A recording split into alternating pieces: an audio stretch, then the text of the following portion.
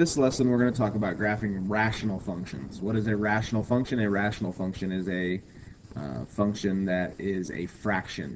So we're going to talk about some terminology in order to be able to graph rational functions. The first ones we're going to talk about is what is a whole.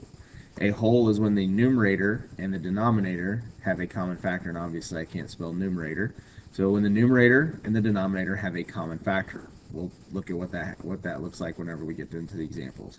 A vertical asymptote. A vertical asymptote occurs at the zeros of the denominator. A vertical asymptote is when the graph is undefined, which we talked about in domain earlier in the year. Horizontal asymptotes are essentially end behaviors. Okay, end behavior. All right. So they tell us what happens when our x's are extremely large and are extremely small. There are three different scenarios we have to take into consideration.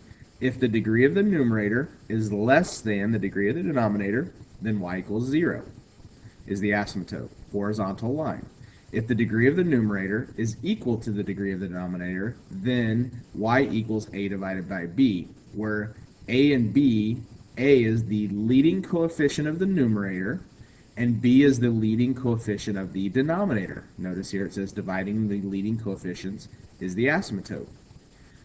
If the degree of the numerator is greater than the degree of the denominator, then there is no horizontal asymptote, which leads us to the next one, which is the slant asymptote. Again, it tells me end behavior. Okay. And how you find a slant asymptote is if the denominator is degree 1, if the denominator is degree 1 or higher, and the numerator is exactly 1 degree higher than the denominator, then long division without the remainder is a slant asymptote. So what happens there is if the numerator has a larger degree by 1 than the denominator, you have a slant asymptote, and we'll look at some examples of that as well. All right, so let's get into some steps of how to graph, and then actually looking at a couple of examples. So the steps. So the first thing you want to do is you want to find holes, and that's by finding common factors in the numerator and denominator. Then you're going to want to find your asymptotes. Then you're going to want to find zeros. Then you're going to want to find y-intercepts, and then if needed, you're going to find additional points so that you can graph what the graph looks like. Okay. So here's going to be our first example. So we're going to graph the function f of x equals 3x over x minus 1. So in order to find holes, what you do is you factor the numerator and denominator. 3x and x minus 1 do not factor. So this one does not have any holes. Okay. Then what we're going to do is we're going to find the zeros. How do you find zeros? Zeros come from the numerator. So what we do is we set 3x equal to 0, and we solve, and we get x equals 0. Y-intercepts. Y-intercepts come from when x equals 0. So what we do is we plug 0 into the numerator, we plug 0 in the denominator. 3x, 3 times 0 is 0. 0 minus 1 is negative 1. 0 divided by negative 1 is 0. So you have a y-intercept of 0. You have asymptotes, vertical, horizontal, or slant. So then what we do is we go through and we run through the definitions of what a vertical, horizontal, and slant are. Vertical comes from the denominator, when the denominator is 0. Vertical is when it's undefined. What would make this function undefined? Well, undefined comes from when the denominator is 0.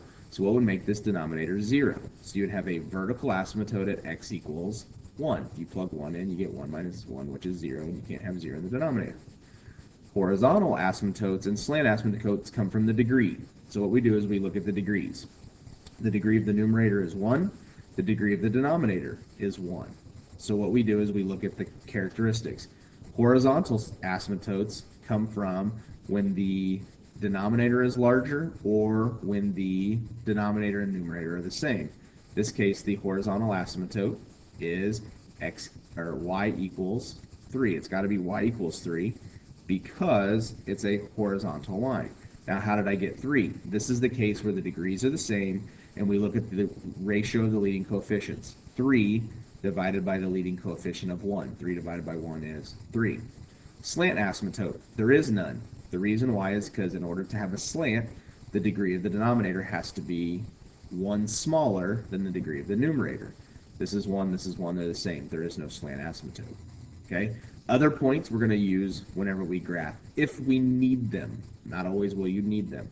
So what we're going to do is we're going to take all this information, we're going to put it on the graph. So what we do is we put on our asymptotes, x equals 1. So at x equals 1, there's going to be a vertical asymptote. And what I do is I use dotted lines. So I'm going to make a dotted line through that point right there. That means that my graph can never exist when x equals 1. It's undefined. Then I put a horizontal line at y equals 3. 1, 2, 3. So I'm going to put a horizontal line right there. Now the difference between horizontal and vertical is a horizontal line only tells me end behavior. Vertical tells me undefined. Horizontal lines, or asymptotes, can and often will be crossed. You can cross a horizontal asymptote because it only tells you what happens when x is large or when x is small. It tells me nothing about the middle of the graph. So then we take our zeros and we put them on the graph. So x equals 0 is right there. We put our y-intercept on the graph, which is right there. Okay. So now what we do is we go in and graph. So what we have to do is we have to look at this and say, okay, can we graph this rational expression or rational function without any other information? And the answer is no. We need more points. So what do? We pick, so the graph is divided into two sections. It's a left section and a right section. We have a graph over here and a graph over here to represent this one function. So what we do is we create additional points. How do we create points? We pick x values. So what x values do you want to work with? Well, I know 0, but I need to know what -1 is. So what I'm going to do is I'm going to pick the value of -1. And then I'm going to plug it in to the original function. So it's going to be 3 times -1 over -1 minus 1. So 3 times -1 is -3 over -1 times or minus 1 is -2. -3 divided by -2 is a positive 3 over 2. So what happens is you get -1 and you get -3 halves, which is this right here. Now what that does is it gives me an idea. As my x's go to the left, what's going to happen is my graph's going to go here, and then the horizontal asymptote determines end behavior. So what happens is x goes to -infinity, the y value is going to get really close to that horizontal asymptote. So then what happens is x goes to the right. Well, as x goes to the right from this point, I have two options. I can go straight up or I can go straight down. But since I have an x-intercept right here, then I use my multiplicity. How many zeros created this point? Well, one of them. You had 1 0. So that means it's going to go through, and it's going to continue, and it's going to follow that vertical asymptote down. Now what do I do over here? On the right side, I need to pick a ordered pair over here. I need to create one. So what do? I pick out an x value over here, 2. So I'm going to plug 2 in, and I'm going to plug 2 into that equation. So it's going to be 3 times 2 over 2 minus 1. Well, 3 times 2 is 6. 2 minus 1 is 1, so it's going to become 6 over 1. So then I graph that ordered pair. Right 2, 1, 2, 3, 4, 5, and 6. As my graph goes to the right, my graph has to follow that line out because that's the end behavior. And then as my graph goes to the left, it's got to be forced up or down because it can't touch that. So what happens is it has to go up because it can't go down and cross this horizontal asymptote, because if it does, it's got to cross the x-axis, and there's no 0 for it to cross the x-axis, so it's got to get forced up. This is the graph for that function. Okay, so let's go try another one. Okay, so again, we're going to go through the same process. We're going to find the holes. So in order to find the holes, you would factor this, and you're going to get 5x squared over x minus 1 and x plus 1. Okay, does this factor? Yes, there it is. Do I have any holes? Holes are created by common factors in the numerator and the denominator. There are none, so we would just write none. Zeros. What are my zeros? My zeros come from the numerator. So you set 5x squared equal to 0 and solve that equation. Divide the 5 over, square root both sides, and you're going to get x equals 0. But notice it's created by 2 of those factors. So that's going to come into play when we graph. Okay, the y-intercept. Okay, what do? We plug 0 in for x. Plug 0 here, plug 0 here. You're going to get 0 over -1, and you're going to get 0.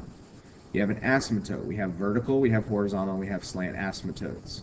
So what we do is we come up here and we find our vertical asymptotes by figuring out where the denominator is 0.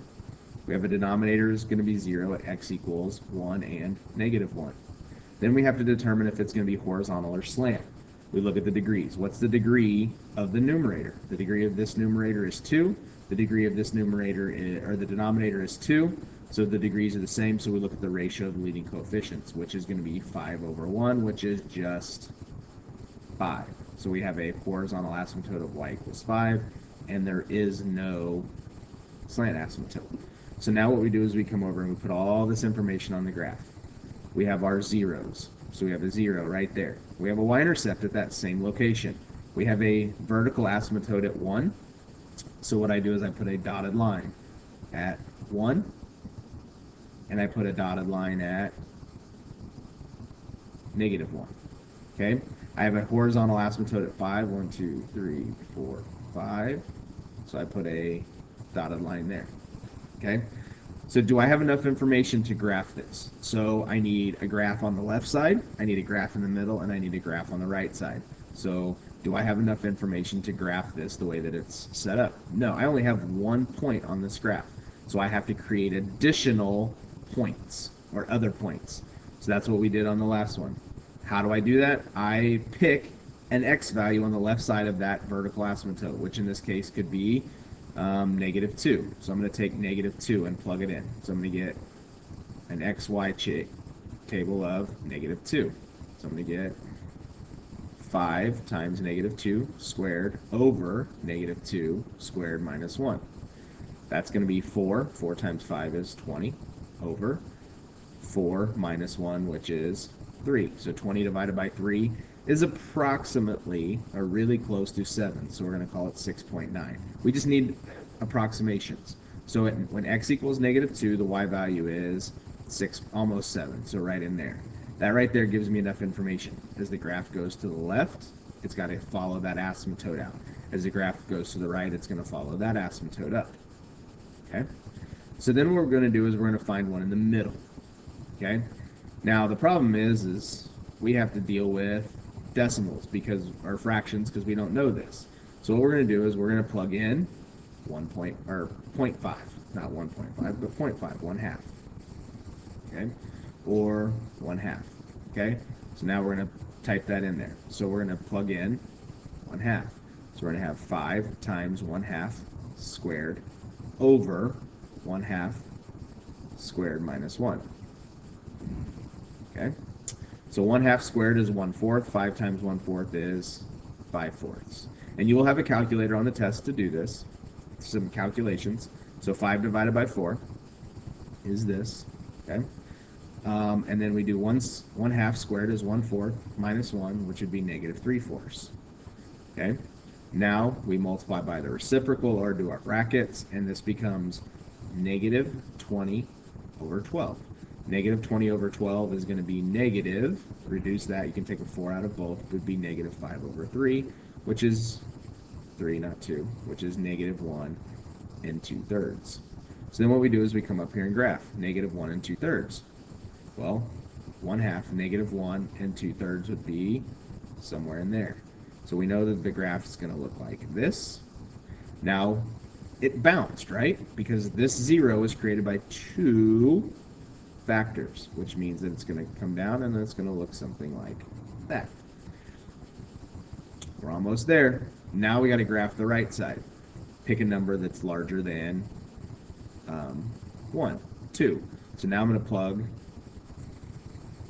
2 in for x, which is going to be 5 times 2 squared over 2 squared minus 1, which is going to be 20 over 3, which is 6.9. So then I'm going to come up here and I'm going to do 2, 6.9, which is somewhere in there. And as I go to the right, I get this graph, and as I go to the left, I get that graph.